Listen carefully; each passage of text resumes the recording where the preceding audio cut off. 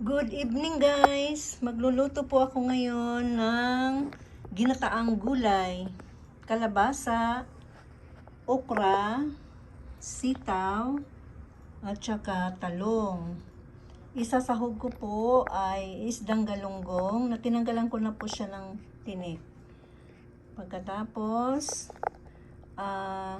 sariwang gata. Bago ko po gagawin guys, igisa ko po muna ang bawang, luya, at saka sibuyas.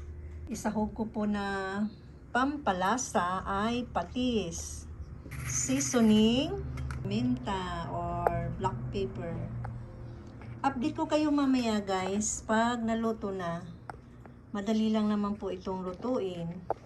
Kaya mamaya na lang po pag luto na, saka ko na po siya ipakita sa inyo. Okay guys. Guys, luto na ang aking ginataang gulay. Yummy.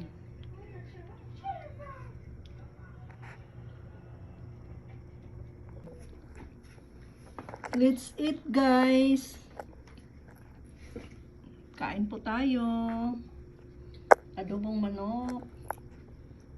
Gulay. Ginataang gulay. Calamari.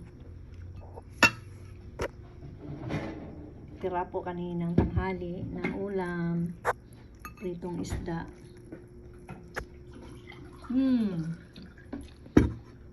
Thank you guys for watching. See you on my next video. Have a blessed weekend.